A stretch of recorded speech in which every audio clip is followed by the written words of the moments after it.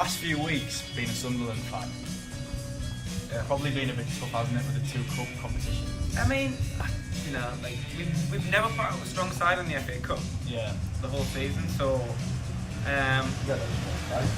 no, but like they call it the Capital One Cup. I went down to Wembley, and it was a great day. You know, it was fantastic, and I don't think the result mattered that much. Some of the fans had such a what happened. Oh right, yeah. So like we stayed down in the night of the final, and we went out afterwards. Loads of Southern fans still out and about around in London. I stayed in this travel lodge on Baker Street, I think it was, and the fire alarm went off about 1 a.m. So I was obviously absolutely plastered, lad.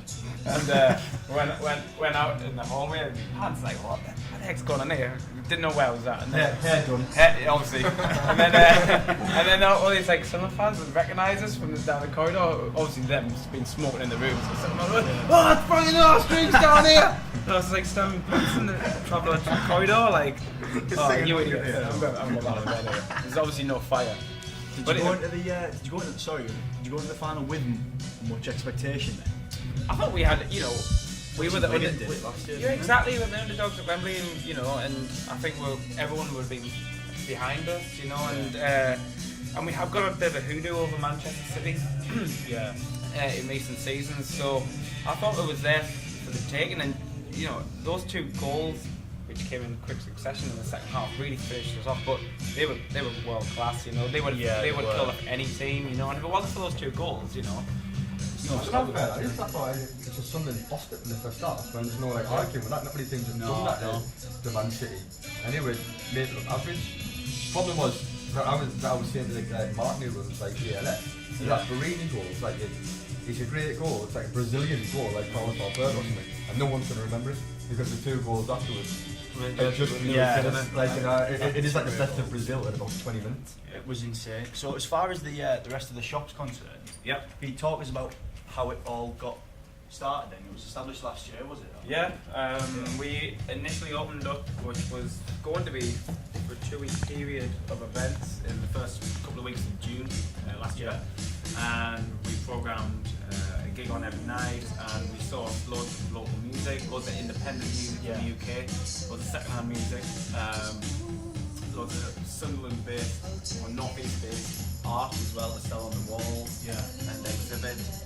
And we wanted to have a cultural impact on the street in Sunderland, and we wanted to offer the opportunity for people in Sunderland to walk into an event, or everyone should be included in cultural happenings, and in Sunderland you don't get that opportunity afforded to you very often. So we wanted to try and do something radical on street level.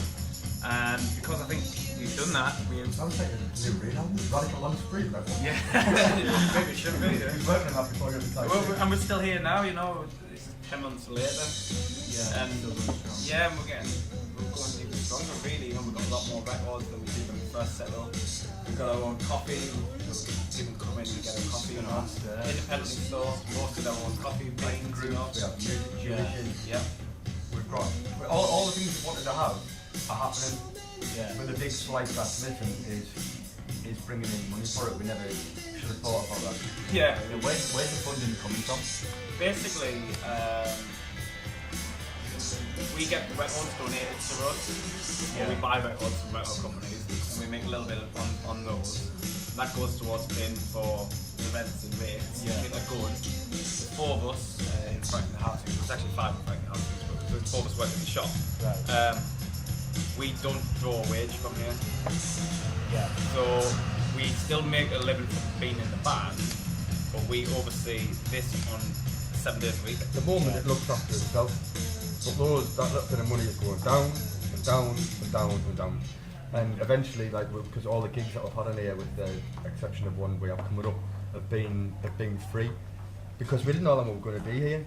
But eventually those gears are going to just start clunking and stopping and need to be oiled eventually. So we always said, as much as we like to keep things free, like, value is important.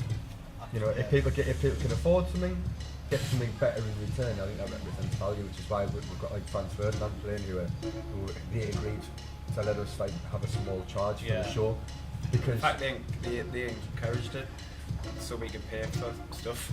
We've Yeah. had, for instance, for the Franz Ferdinand gig, we've had to hire in an extra PA, we've had to hire security, we're going to have to do a lot more health and safety kind of precautions to make the event successful. Yeah. So they kind of encouraged it.